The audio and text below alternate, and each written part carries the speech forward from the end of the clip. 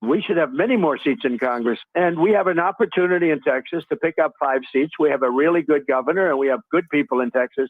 And I won Texas. I got the highest vote in the history of Texas, as you probably know.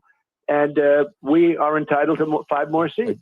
Let me tell you that in this map, to be clear, y'all added 2 additional Anglo majority seats. Now, when we went through the 21 maps, you added 2 Anglo majority seats, and now you're adding 2 more Anglo majority seats. And then you've decided that you are going to pack and crack, and that is the language that I am going to use because that is the legal language. And I also just want to remind y'all really quickly that it does not look good when you take every economic engine out of my district and then tell me that I am supposed to sit here and be so happy because you added Black folk from a whole other community.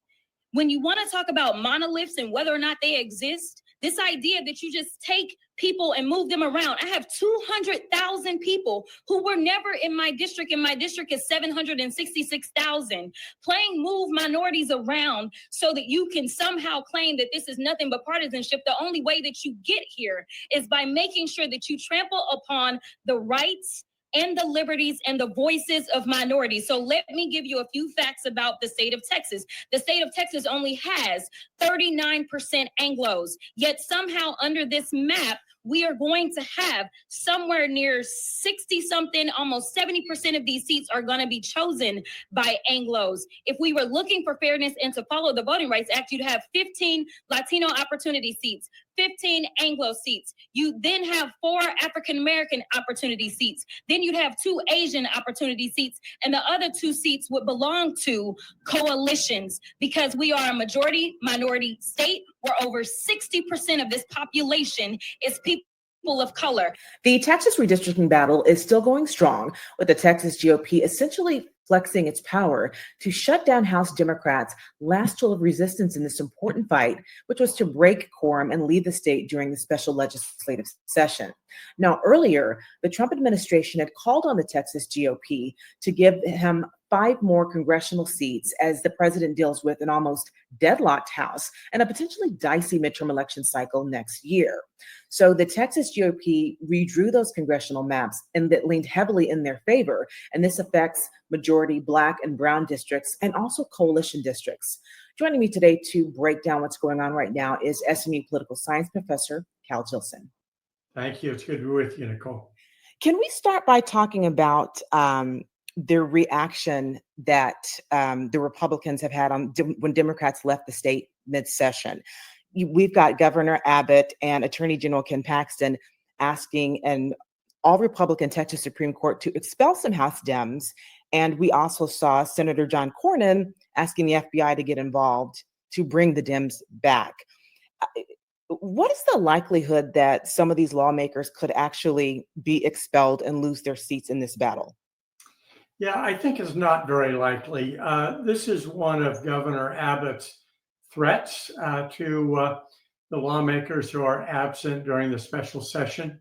And there are others like fines of $500 a day and pressure against Beto O'Rourke and his organization who are fundraising to help Democrats pay for staying out of state.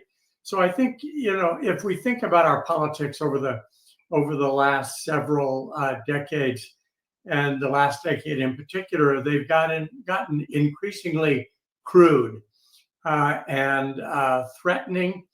Lots of pressure tactics taking place, and we've really seen this escalate with Donald Trump as president. That's his modus operandi, but it's boiling down to the state level, and Governor Abbott has picked up that cudgel as well. Now, is this something that, and I was wondering that because when I was reading back in terms of, our state history and what we've seen when there's been a quorum break and we saw different reactions to it, is this a sign of the times, or is this something that do you think will stick and this is what we're going to see from here on out? Because that's what I wasn't sure about. Yeah, I think the examples from earlier in our history go back to 2001, 2003, when Republicans had just taken control of Texas politics from the Democrats after 100 years or so. And Democrats had drawn all the electoral boundaries during that long period of time, and Republicans thought they deserved to be able to benefit themselves by drawing Republican districts, which they went ahead and did. And their leader then was a man named Tom DeLay, who was a longtime Texas House member. His nickname was the Hammer, and so he was willing to use leverage and power to get his way. But more recently, in 2021, I think it was when the Democrats left the state to try to slow down a voting rights bill that they thought would take voting opportunities from their constituents. There was a request for the FAA, the Federal Aviation Administration, to track Democrat planes. And there were requests that the Democrats come home, but there was not very much along the way of threats to arrest them, to fine them, to drag them back into Texas. Abbott and others have gone to local courts to try to get Democrats either removed from their seats in the legislature or fined for not returning home. So I think in each iteration of this cycle of Democrats leaving the state, there are new weapons brought to bear. And so when new weapons have been brought to bear, it's hard not to use them the next time this happens. So I think we're kind of in a cycle of increasing pressure on your political opponents. And speaking of Abbott going to the courts, in his that recent filing when he's asking to have them expelled, and I'm just paraphrasing, but he had kind of argued that allowing a quorum break would mean that a minority, I think he used the word posse group, would be able to, using his words, neutralize government to get their way. And I was wondering about that. I mean, does he have a point in that? But also, what tools do lawmakers have to use if they're facing this a rhetorical point, certainly. But if you go back in American history to the founding of the Republican and the writing of the American Constitution, there are lots of anti-democratic elements to our politics. 2 senators per state, no matter how big the state is. 2 from Montana, 2 from Texas. From a Democratic perspective, that's ludicrous, just crazy. The Electoral College also sort of tilts things toward the smaller states on the idea that although they're small, they deserve some right to protect themselves against simple majorities.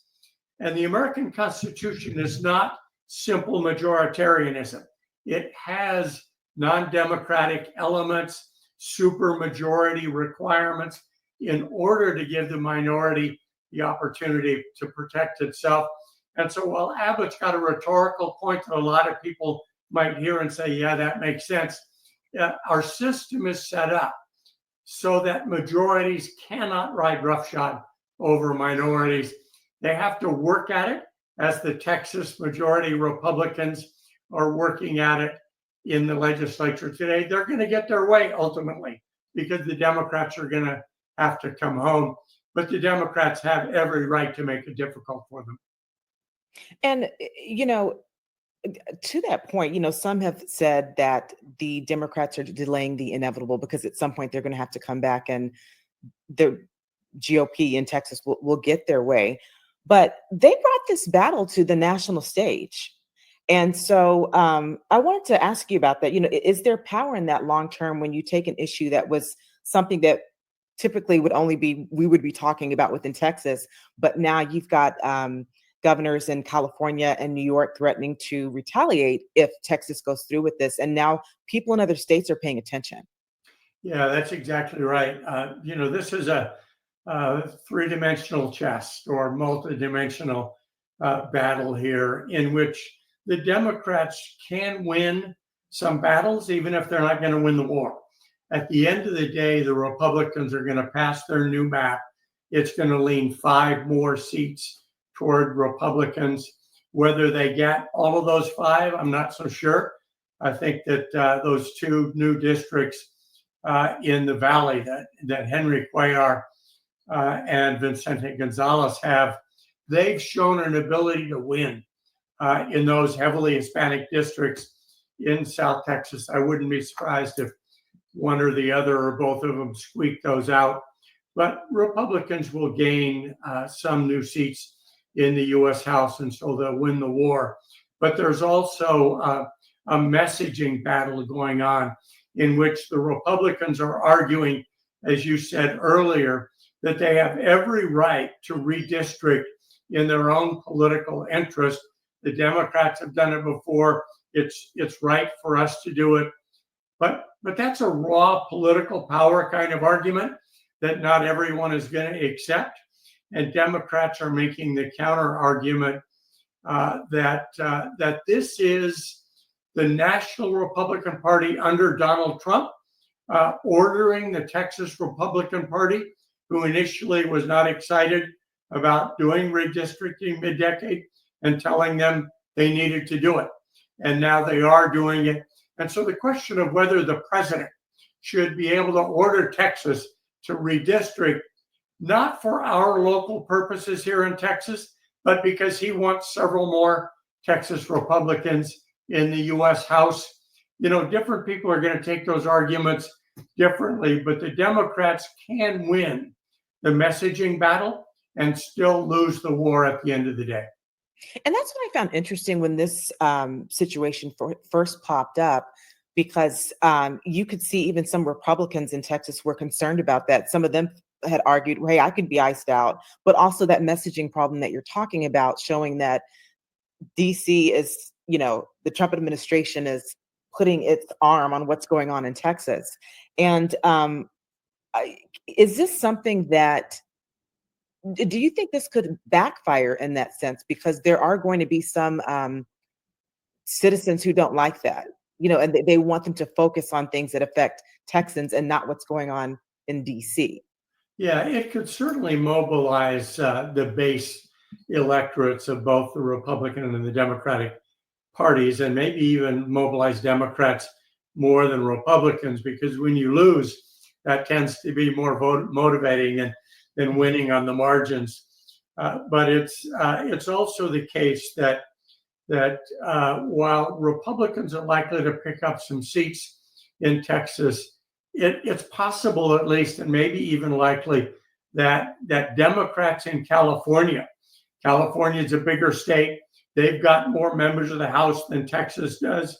And so while Texas can redistrict to try to produce 5 new Republican members, California can do the same thing to try to pick up 4, 5, 6 new Democrat members by redistricting and redrawing those lines in California to pull a number of additional Democrat seats and defeat some Republicans. And you can also do that in Illinois and New York, both of which lean Democrat.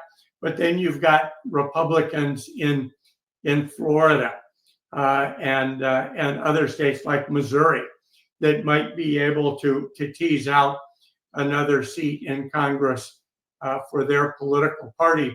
And at the end of the day, it'll either be pretty much a wash, or Republicans will gain a little bit of an advantage, but probably not enough of an advantage to hold the House after 2026. You know, Abbott has said that he's going to call another special session as soon as, I think, Friday, I believe. And, you know, this issue is obviously top of mind. They want to get this passed. But there's also issues like the legislation in response to the deadly flooding in Central Texas in July.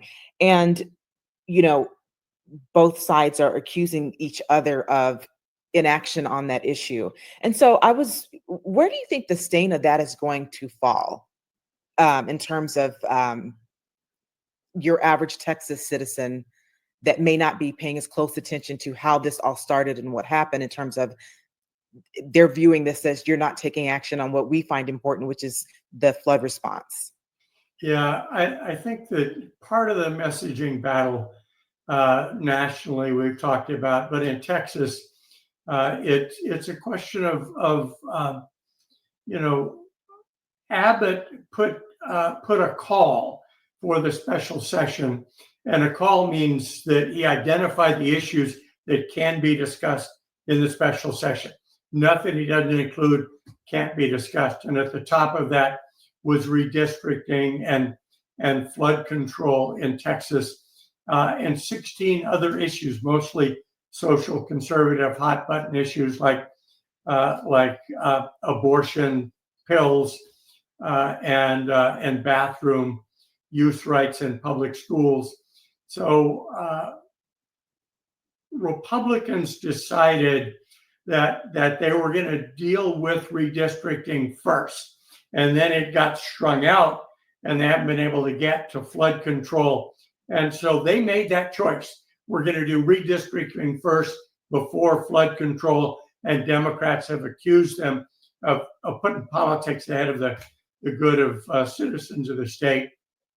And Republicans had said, we would have gotten all of this stuff done, all 18 items, if you guys hadn't stalled things out by leaving the state. So the two party bases are going to accept the arguments made by their champions in the state legislature and statewide office. But the average Texan looks at this and sees a fight instigated from Washington for the benefit of Washington to the potential detriment of Texas, because flood control and other issues can't be resolved. So we'll see whether those median voters, those half dozen sensible voters that still exist in Texas, what they make of all this. Right. And, in recent days, Abbott has, I would say, used the word tease that, maybe we'll, try to grab up to 8 seats instead of the initial 5. And I was just wondering, it just seems like this has been taken so far. I mean, and that has become the new, as you used early in our conversation, the politics have become, it's crude. And do you think that just judging by Abbott's actions, has he thought that out? I mean, even making a statement like that, seeing the battle that's going on and what people are saying about this congressional grab and the way it's done, in an off census time, is that a well thought out thing to even put out? Yeah, one party states in which one party is dominant over the other consistently over a period of years do get aggressive.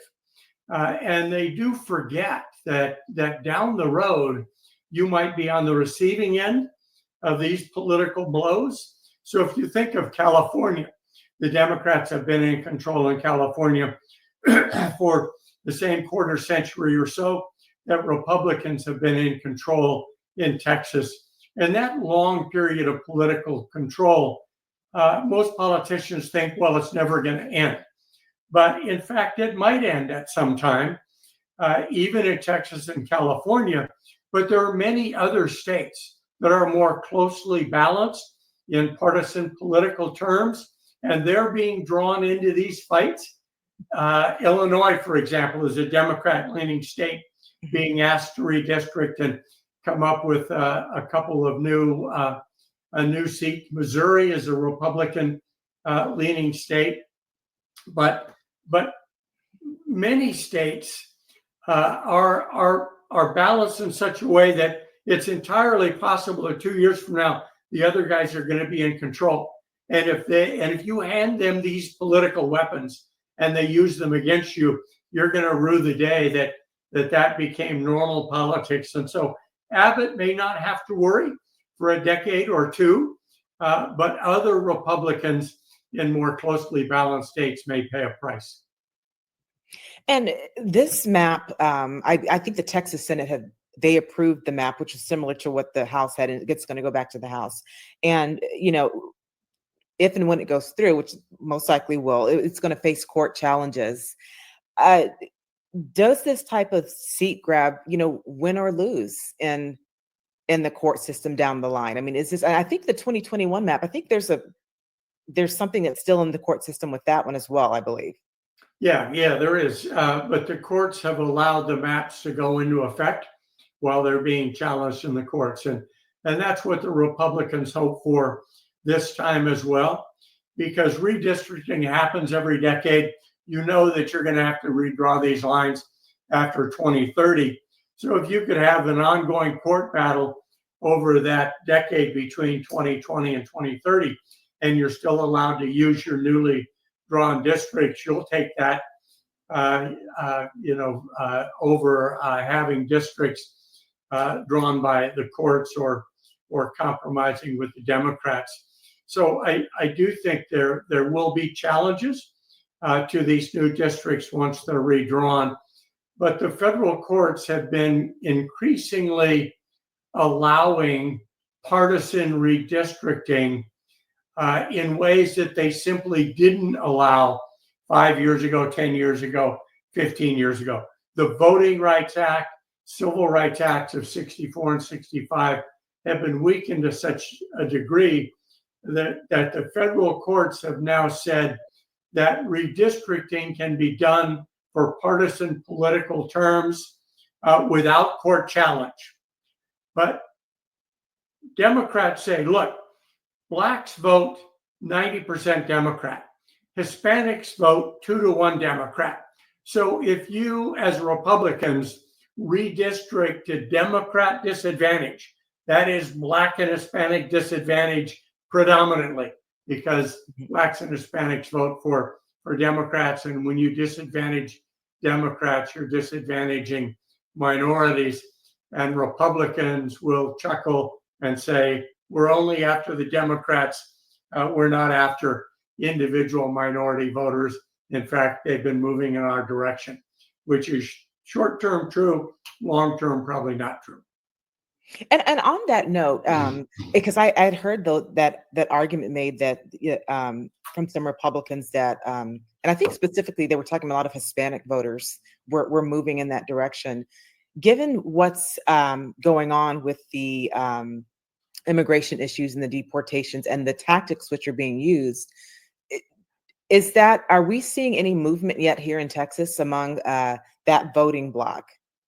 Yeah, the last several election cycles saw Hispanics and Hispanic men in particular, black men to a lesser degree, black women hardly at all, moving away from Democrats to the Republican Party in increments, with the 2024 presidential election being the high watermark for that, where Donald Trump won a large proportion, though not a majority, of the Hispanic vote, and about 15%, 16% of the black vote, which is more than normal.